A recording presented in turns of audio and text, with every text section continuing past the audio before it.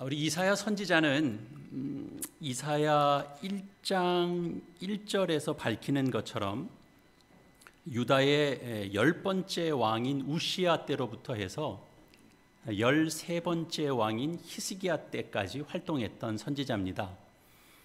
그런데 이제 우시야 왕 몇 년 때부터 그 활동했는지는 정확한 기록이 없기 때문에 대략 짧게는 한 40년, 좀 길게는 한 60년에 걸쳐서 좀 긴 세월 동안 선지자로 활동하면서 유다와 예루살렘을 중심으로 하는 이 세계 경영에 대해서 이제 하나님의 계시를 받아 기록하고 선포했던 그런 선지자입니다.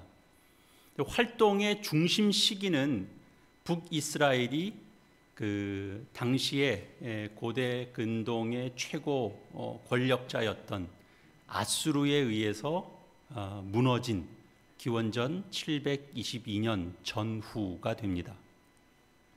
그러니까 당연히 이제 북이스라엘은 이제 무너지죠.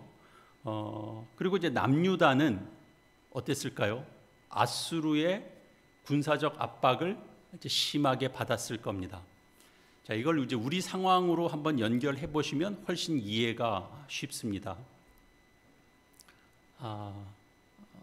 상상하기 싫은 내용이지만 우리의 이해를 위해서 북한 정권이 무너졌습니다.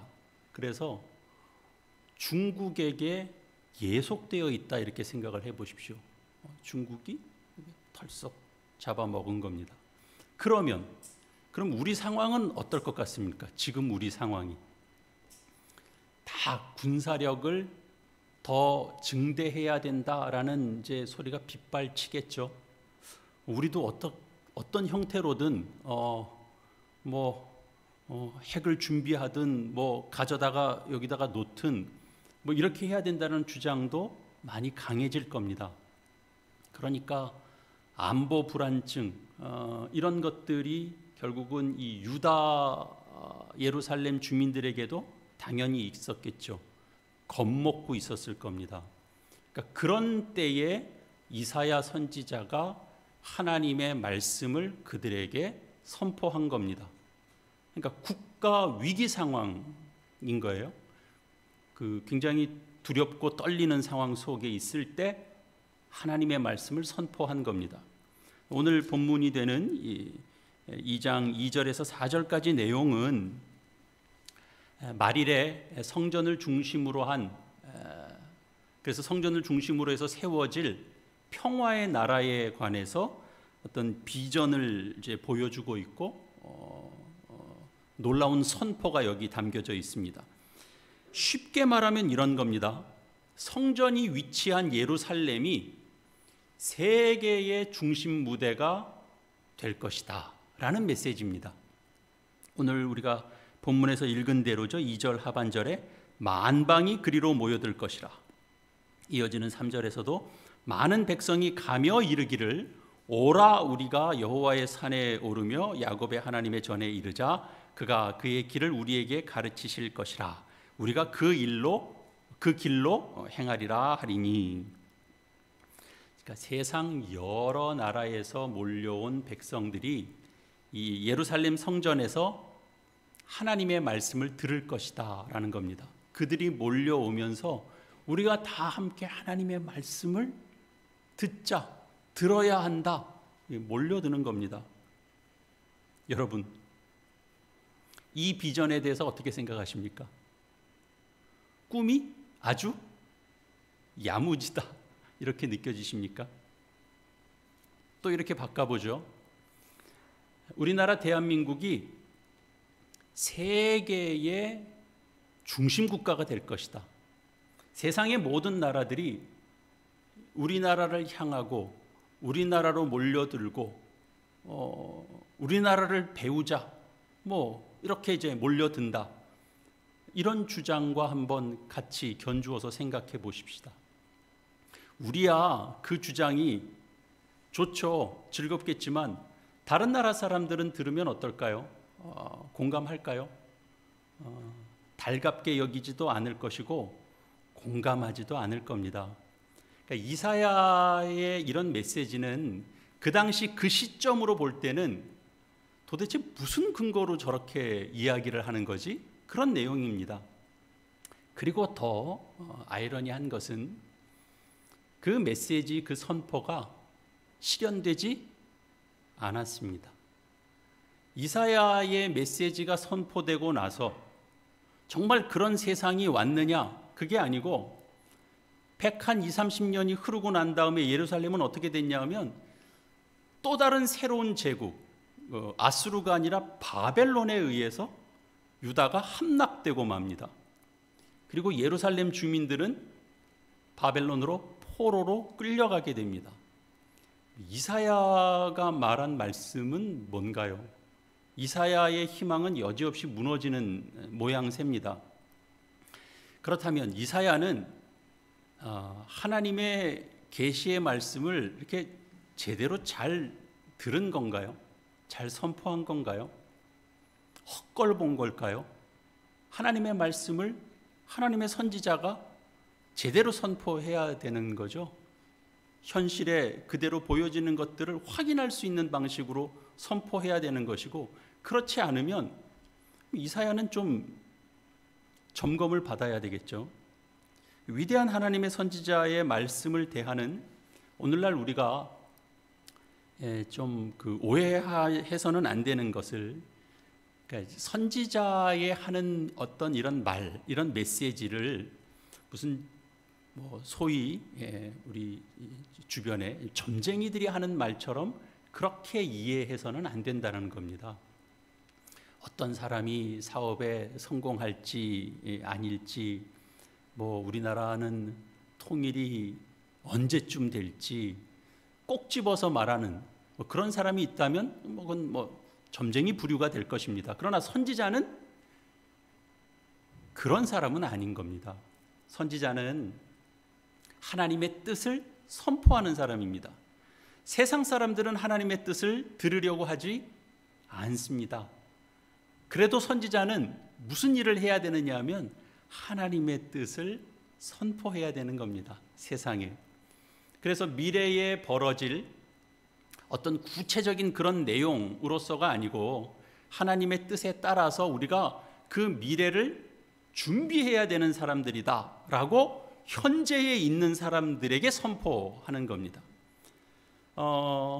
이 선포로부터 시작해서 앞에서 말씀드렸던 것처럼 한 100, 한 20, 30년 흐른 뒤에 바벨론에 의해서, 그러니까 예루살렘으로 모든 나라 사람들이 모여드는 것이 아니고 정반대로 바벨론에 의해서 예루살렘이 망해버렸다라고 해서 이사야의 선포, 이사야의 설교가 잘못된 건 아닙니다. 이사야가 선포한 하나님의 말씀은 사람들이 생각하지도 못할 때에, 그리고 사람들이 예상하지도 못하는 방식으로 실현되기 때문에 그렇습니다. 우리가 마음이 조급한 사람과 그리고 세상 일에 우리가 일희일비하면서 마음이 쏠려 있는 사람에게 있어서는 이런 이사야의 말씀, 이런 선포는 사실 받아들이기 힘든 내용이 됩니다. 그러나 저를 비롯해서 여기 계신 우리들도 함께 포함된다라고 제가 믿습니다만, 이사야 말씀이 선포되고 나서 123년 뒤에 그 땅이 어떻게 변했는지를 더 훌쩍 뛰어넘어서 이사야 선지자가 이 메시지를 선포하고 나서 한 2700년 정도가 지금 지난 때잖아요. 저희가 그런 세월이 흐르고 우리가 살고 있는 이 땅도 사실은 좀 불안불안한 지역에서 살고 있습니다. 이 땅에서 살고 있는 또 목사로서, 그리고 성도로서 이 이사야의 이 하나님의 말씀에 대한 이 선포가 진리라고 저희는 믿습니다. 우리는 그렇게 믿는 자들입니다.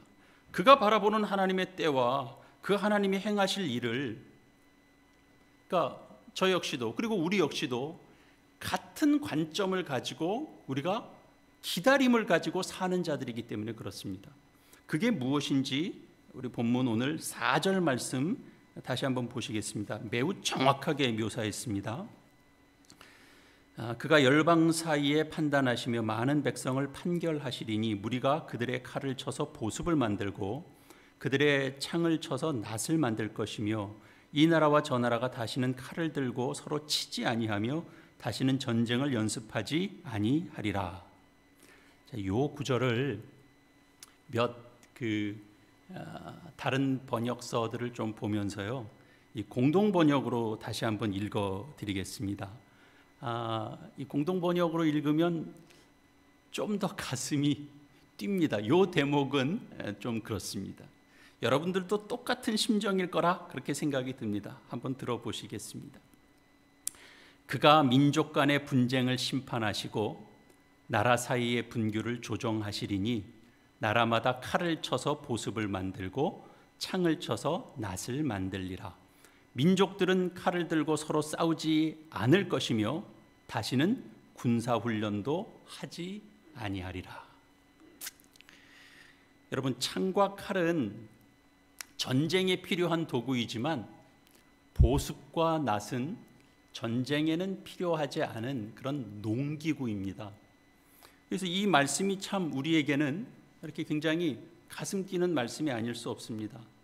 민족 간의 어떤 분쟁, 나라 사이의 분쟁, 이런 것들이 타협점을 찾지 못하면 어떻게 가죠? 전쟁으로 갑니다.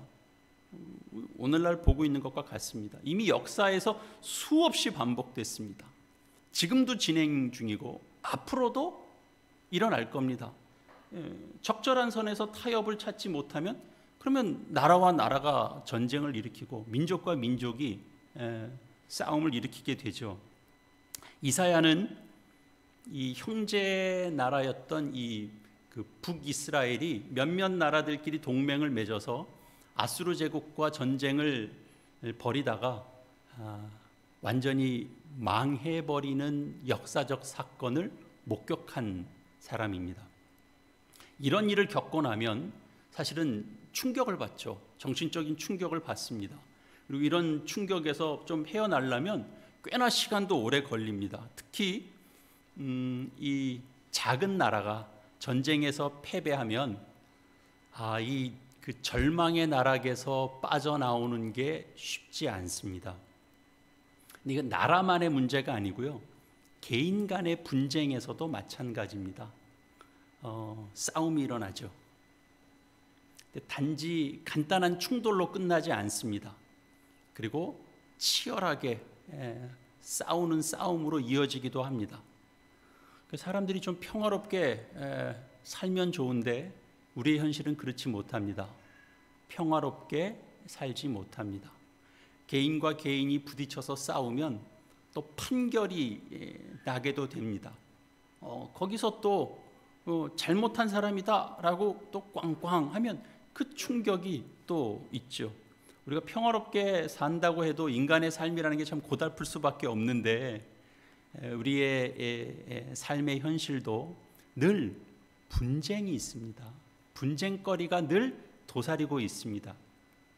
나라 사이의 분쟁도 그리고 개인 간의 분쟁도 그 면면을 들여다보면 그 안에는 두려움이 존재하고 그리고 불신이 존재한다라는 걸 우리는 보게 됩니다.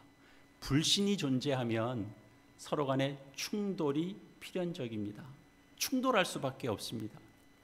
이 불신과 두려움이 결국은 이 국가 간에도 또 개인 간에도 전쟁을 일으키게 되는 이런 어떤 내면적인 심리가 되는 거죠. 인간이 반복해서 충돌하는 이유의 가장 깊은 그 내면에는 인간의 공격성이 자리하고 있습니다. 당연히 죄성에서 나오는 거죠. 이 공격성을 나타내는데도 여러 가지 이유가 있을 겁니다. 우리 성경에서 보면 창세기에서 가인과 아벨 이야기에서 보면 가인이 아벨을 죽이는 사건이 벌어지죠. 그 사건의 중심에는 뭐가 있냐면 시기심이 사람을 죽이는 데까지 나아간다라는 걸 우리는 봅니다. 그리고 사람이 이렇게 도덕적으로 그 우월함을 가지고 있으면 거기서도 공격성이 나타납니다.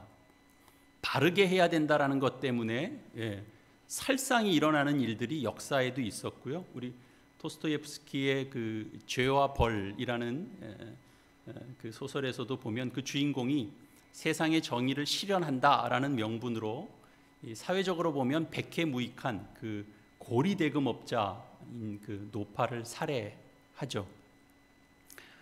우리 주변 일상에서도 보면 왕따 문제도 있고, 또 조금만 뭐 어떤 일이 생기면 그냥 뭐 마녀 사냥처럼 그 사람이 아주 이렇게 질타를 받는 일들은 우리 사회에서도 뭐 끊임없이 일어나고 있습니다. 그것도 다 일종의 보면 공격성의 일종입니다. 우리가 비교적 정상적인 마음을 가지고 사는 사람들인데도 우리 내면 속에서도 이런 심리가 작용하고 있다라는 걸 우리는 부인할 수가 없습니다. 그러니까 우리의 인격과 그리고 어떤 상황 때문에 다소 억제되고 있는 것뿐이죠. 이런 공격성이 결국은 국가 간에서 벌어지면 이게 곧 전쟁이 되는 거죠. 해결 방법은 무엇일까요? 어떻게 해결할 수 있나요? 국가가 분쟁이 생기면 유엔이 다 해결해 주지 못하잖아요. 그렇게 안 되죠. 우리 사회는 어떤가요? 그래도 정의감에 불타는 검사가 있고 또 공정한 판결을 내리는 법관이 있으면, 그러면 우리 사회에서 일어나는 분규나 분쟁 다 해결이 될까요? 이사야 선지자는 사람이 이 땅에서 분쟁과 분규를 막아낼 수 없다라고 선포합니다. 이 아수르와 같은 제국은 또다시 나타날 겁니다. 당연히 그랬죠. 바벨론이 나타났죠. 바벨론으로 끝나나요? 그렇지 않죠. 페르시아가 나타나고 또 로마가 나타나고 그러는 겁니다. 주변의 작은 나라들은 여전히 큰 나라의 눈치를 보며 살아야 됩니다. 작은 나라가 좀 어줍지 않게 자기 목소리를 내다가 충돌이 일어나면, 그것이 갈등이 되면, 그러면 또 전쟁이 일어나죠. 그러니까 인류가 참 이게 이 지구의 이 종말이, 말일이 우리에게 찾아오기 이전까지 이 인류에는, 이 지구에는 사실은 전쟁이 그치지 않을 겁니다. 개인 간의 불화도 마찬가지죠. 이런 사실을 잘 알고 있는 이사야는 하나님만이 이 문제를 해결할 수 있다, 이렇게 외친 겁니다. 그 외침대로 세상이 흘러가지는 않았지만 그 외침이 그렇다고 사라져버린 건 아닙니다. 여전히 그 선포, 그 외침은 살아 있습니다. 그 외침을 따라서, 그 외침대로 세상을 살아가는 사람들이 있습니다. 그 말씀을 붙잡고 세상을 사는 사람들이 있어요. 그 사람들이 누군가요? 바로 하나님을 믿는 하나님의 백성들입니다. 하나님의 자녀입니다. 이 말씀이 여전히 진리고 이 말씀을 이루실 하나님이 계신다라고 하는 그 믿음을 여전히 붙잡고 있는 겁니다.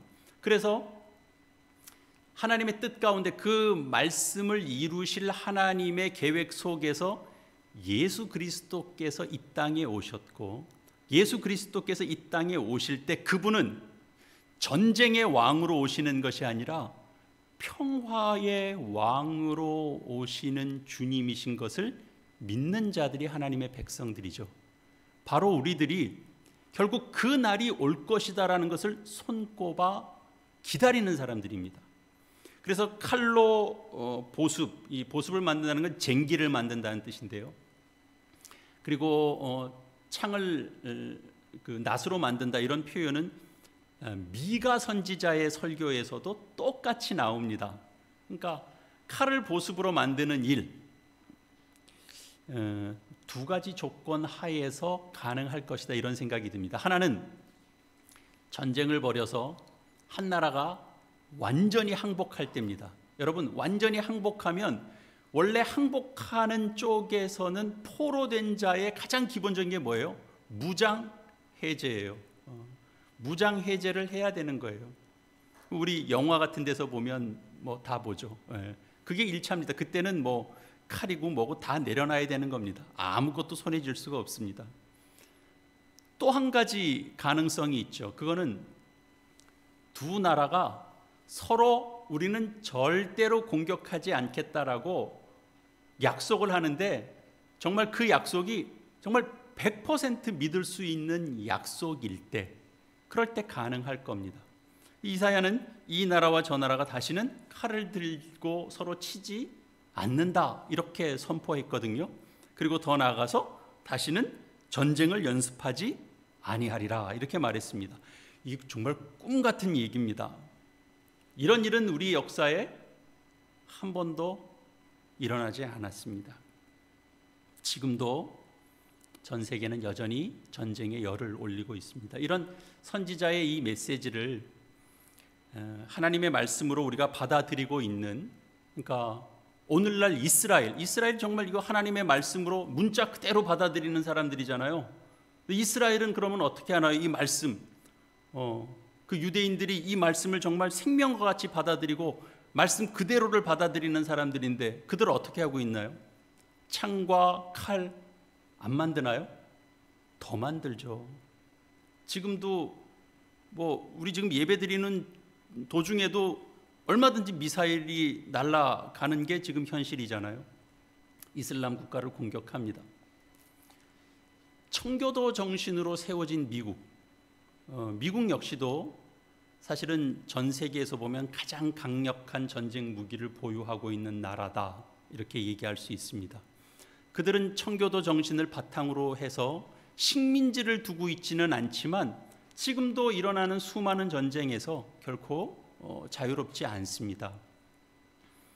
미국을 중심으로 해서 핵무기를 가진 국가들이 자신들이 가지고 있는 핵무기를 한 번씩 퉁퉁 터뜨리면 이 지구는 정말 그 막대한 피해를 입고 좀 복원될까 싶으면 또 지구가 파괴되고 아마 그럴 겁니다. 정말 대혼란이 일어나겠죠. 그러니까 칼을 쟁기로 만들고 창을 낫으로 만들게 될 것이다 라고 하는 이 이사야의 외침은 정말 공허하게 들리게 되는 그런 현실을 우리가 살고 있다라는 것입니다. 그러면 성경을 우리의 삶의 근거와 방향으로 삼고 사는 우리 신자들은 이런 말씀, 이런 상황을 우리는 어떻게 받아들여야 되나요? 이렇게 우리나라의 입장에서 보면 좀 과도할 만큼 이런 예산이 쓰이는 이유는 우리가 다 압니다. 비정상적인 이 국가가 우리랑 인접해 있고 대치하고 있기 때문이죠. 그 위협이 있기 때문입니다. 남북이 서로 공격하지 않겠다라는 사실만 확인이 된다면 당연히 전쟁에 필요한 연습들을 안 하게 될 것입니다.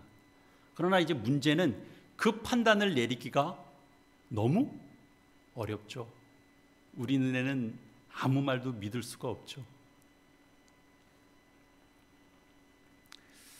우리는 사실은 어쩔 수 없이 빼도 박도 못하게 전쟁 연습에, 대비에 우리가 갖춰야 될 것들을 위해서 신경을 쓸 수밖에 없는 입장에 있습니다.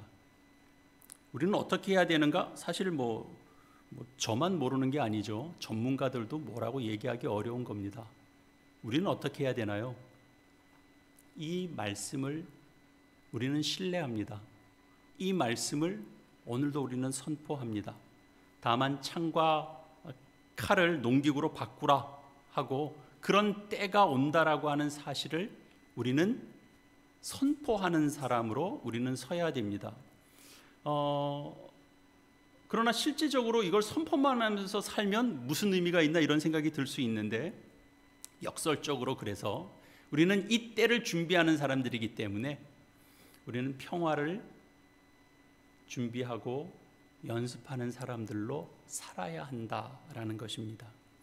칼을 쳐서 보습을 만들고 창을 쳐서 낫을 만들라는 말은 전쟁이 아니고 평화를 지향하는 삶을 살아라 하는 말씀이죠. 그 때를 하나님께서 만들어 가신다라고 하는 약속이기도 합니다. 어떻게 해야 이 일을 우리가 섬기는 사람들이 될 수 있을까요? 이사야는 민족과 나라 간에 전쟁이 없는 그 세상을 외쳤지만 사실 바보가 아닌 다음에서 그런 생각은 너무나 낭만적인 생각이 아닐 수 없습니다. 그러나 생각해 보면 그러면 이사야가 바보겠습니까? 그건 아니잖아요. 그는 하나님의 계시를 받아서 선포한 사람입니다. 하나님이 뜻을 전해준 겁니다. 하나님의 말씀을 선포한 겁니다. 하나님께서 주신 메시지입니다. 당장은 아니더라도 그런 평화, 화평을 이루는 질서가 반드시 온다라는 사실에 대해서는 흔들림이 없어야 됩니다. 누가 바보일까요? 그런 세상은 절대로 그건 안 와. 그러니까 우리는 마땅히 준비하면서 살아야 돼. 더 해야 돼. 그렇게 사는 게 정당한가요? 아니면 이사야의 말씀대로 우리는 평화의 준비를 해 나가는 사람이어야 할까요? 우리는 개인적으로는 사실 우리의 삶 속에서도 이렇게 전쟁하면서 살아가는 삶을 오늘도 치룹니다. 칼을 내려놓으면 불안합니다. 뭐래도 붙잡아야 됩니다. 물질을 창과 칼 삼으면서 있어야 덜 불안합니다. 좋은 학력 또 칼과 창 삼아야 됩니다. 이게 확보가 안 되면 불안하죠. 좋은 자리를 차지하기 위한 그런 전쟁이 뜨거운 겁니다.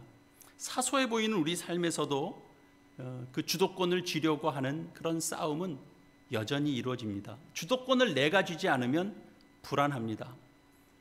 가정에서도 그렇습니다. 우리는 그 싸움 속에서 오늘도 살고 있습니다.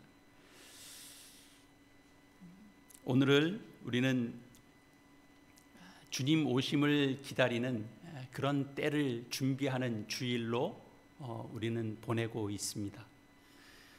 예수님께서는 마태복음 5장 9절에서 이렇게 말씀하셨습니다. 화평하게 하는 자는 복이 있나니 그들이 하나님의 아들이라 일컬음을 받을 것이요.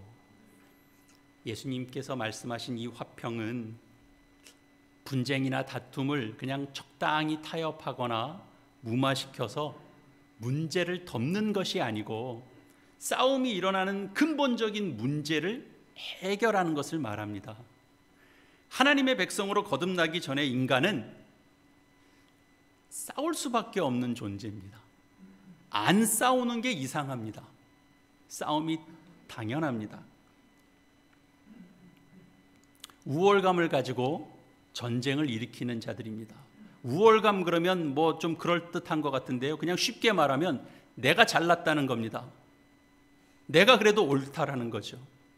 당신이 틀렸고 당신보다 내가 낫다 라는 싸움을 우리는 계속 싸우는 자들입니다. 근데 하나님의 백성이 되면 뭐가 달라지나요? 하나님의 백성이 됐다라는 건 가장 중요하게 인간이 모두 죄 아래에 있는 존재이고 그래서 인간은 모두가 다 하나님의 은혜가 필요한 존재들이다라는 것을 아는 겁니다. 거기서부터 시작입니다. 그러면 우리는 뭘 할 수 있을까요? 우리는 서로에게 대해서 예의를 갖춰야 되죠. 상대를 대접할 줄 알아야 되죠. 예수님께서 이런 말씀하셨죠. 지극히 작은 자 하나에게 한 것이 곧 내게 한 것이다 그랬습니다. 여러분, 지극히 작은 자에게 긍휼을 베풀고 그리고 지극히 작은 자에게 마음을 연다는 것은 무엇을 뜻하는 것이겠습니까? 내 처지와 그의 처지가 같다는 것을 아는 겁니다. 그렇지 않고서는 우리가 누군가 작은 한 사람에게 우리의 마음을 열 수가 없습니다. 안타깝게 느껴지고 그리고 그것은 동정의 눈초리가 아니고 하나님께서 내가 지금 있는 이 자리까지 오는데 하나님 내게 은혜를 베푸셨듯이 저 사람에게도 하나님의 은혜가 필요하다는 것을 아는 겁니다. 그래서 이 사람은 못나서 그 처지에 있고 나는 잘나서 지금 이 자리에 있는 것이 아니라는 것을 아는 데서부터 우리는 지극히 작은 자 한 사람에게 손을 뻗을 수 있습니다. 평화는 어디에서부터 일어나는지 너무나 명확합니다. 인간이 죄인이라는 것을 깨닫고 그리고 우리 모두에게 은혜가 필요하다라는 것을 진정으로 알 때입니다. 오직 하나님의 은혜가 필요한데 거기에는 너나 할 것 없이 우리 모두가 다 똑같은 처지에 있다는 것을 알 때 우리는 그 우열의 개념을 넘어서서 그 우열의 개념이 필요 없다는 것을 알게 되고 거기서부터 평화는 시작됩니다. 예수님께서 이렇게 찾아오신 겁니다.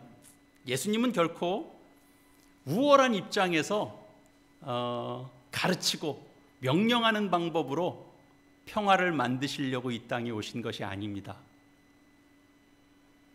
우리가 아는 바대로 오늘 우리가 함께 기도한 내용대로 자신을 제물 삼아서 그 십자가를 통해서 둘을 하나로 모으시는 방식, 그래서 하나님과 원수된 자 사이를 예수님께서 십자가로 서로 화목해 하는 방식으로 우리에게 평화를 만들어내시는 분이 바로 그리스도 예수이십니다.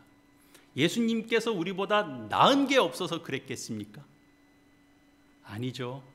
예수님께서 나은 것으로 비교하자고 들면 그분의 권세, 그분의 위엄 앞에서 우리는 비교 대상이 되지를 못합니다. 아무것도 할 말이 없어집니다. 그런데 평화가 어디서부터 나옵니까?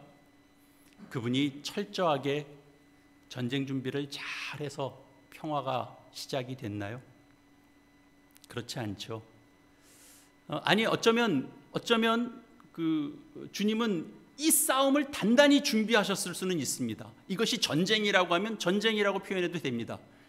주님은 이 싸움을 단단히 준비했습니다. 근데 내용이 전혀 다른 거죠. 그분의 사랑하심 속에서 내가 한 알에 썩는 밀알이 되는 것으로 평화를 일궈내겠다라고 하는 그 싸움을 단단히 준비하시는 겁니다. 우리가 평화를 지향해 가야 되는 삶은 말처럼 쉽지 않겠지만 우리가 이렇게 치열하게 싸우는 현장 속에서 있으면 다 그렇게 살아야 되는 것처럼 생각이 돼서 거기 그냥 다 빠져버리게 됩니다. 그 세상에 그저 빠지지 마시고 우리가 하나님을 향하여 주의 말씀에 다시 한번 눈뜨게 되면 아, 그렇지. 우리가 서 있는 자리는 세상이 흘러가는 방식과 다른 자리지. 하나님은 그 소망을 우리에게 주셨지. 지금도 여전히 그 일은 현실화되지 않을지라도 하나님은 그 일을 이루신다라고 하시는 하나님이시기 때문에 우리에게 그 메시지를 주고 계시지. 인간이 생명을 얻고 구원을 얻고 그리고 웃고 감사할 수 있는 유일한 이유는 바로 그 자리, 하나님께서 우리에게 보여주신, 들려주신 그 메시지 속에 있다는 것. 너희는 화평을 이루는 자로 서라라는 거죠. 그렇게 빛으로서 행하는 자로 서라라는 것입니다. 우리가 그 길에 대해서 다시 한번 주의를 환기시키고 내가 살짝 놓치고 있었나? 그리고 눈이 번쩍 뜨이면 다시 우리는 그 길을 걸을 수 있습니다. 우리가 드리는 예배가 늘상 드리는 예배가 아니고 정말 기도한 것처럼 특별한 주일, 이 주일이 아니면 우리가 다시 생명으로 회복되지 못할 거라고 여겨지는 그 주일로 하나님께서 만드시기 위하여 오늘도 우리에게 하나님 말씀의 메시지를 우리에게 들려주시는 겁니다. 눈이 번쩍 뜨이게. 칼을 쳐서 보습을 만들고 창을 쳐서 낫을 만들어서 더 전쟁을 연습하지 않아도 되는 세상, 그 세상을 만드실 이는 오직 천지를 창조하시고 우리에게 말씀을 주신, 그리고 이 땅에 그 길을 여시는 첫 번째 통로로 예수 그리스도를 이 땅에 보내주신 우리 하나님 외에는 아무도 없습니다. 그 하나님만이 이 역사의 주인이라는 사실을 우리가 믿고 살 때 우리가 뭐가 두렵겠습니까? 두려움을 이기시고, 그리고 오늘 이 자리에서 화평을 이루는 또 한 걸음의 손짓, 발짓, 눈짓, 이렇게 우리를 통해서 하나님의 나라가 확장되어 가기를 이 말씀으로 축원합니다. 우리 이 시간 함께 주의 말씀을 마음에 담으며 함께 주의 말씀과 함께 화음을 이루는 우리의 삶이 되기 위하여 주님께 결신하는 기도 하나님 앞에 드리시겠습니다. 기도하시겠습니다. 하나님 아버지, 이사야의 말씀을 믿습니다. 이사야 선지자의 그 비전이 허황된 것이 아니고 이사야 선지자가 뭔가 착각한 것이 아님을 저희는 믿습니다. 이사야의 말씀이 이루어지는 그 길을 예수 그리스도께서 보이고 계심을 믿습니다. 그리고 마침내 이 말씀이 이루어지는 그날을 볼 것임을 저희가 또한 믿습니다. 저희 주변을 둘러보면 오늘 이 말씀이 실현되지 않을 말씀처럼 보일지라도 하나님의 이 말씀을 진리로 믿는 저희가, 이 말씀이 생명인 줄 아는 저희가 이 땅을 이 말씀을 가지고 살아내게 하여 주시옵소서. 전쟁이 그치는 것을 혹 내 생애에서 볼 수 없다면 평화를 연습하는 저희들이 되게 하여 주시옵소서. 주님께서 이 땅에 오신 그 성육신을 기억하게 해주시고 이 땅에서 평화의 길을 내시기 위하여 걸어가신 그 십자가의 길을 기억하게 하여 주시옵소서. 주님의 성탄을 바라보며 죄인된 저희의 인생에 그 구원의 빛이 되어주시고 소망의 빛이 되어주시는 주님을 하루하루 묵상하며 이 땅에서 말씀을 따라 살고 말씀 안에서 소망을 바라보는 저희 모두가 될 수 있도록 주님 복 내려 주시옵소서. 예수님의 이름으로 기도합니다. 아멘.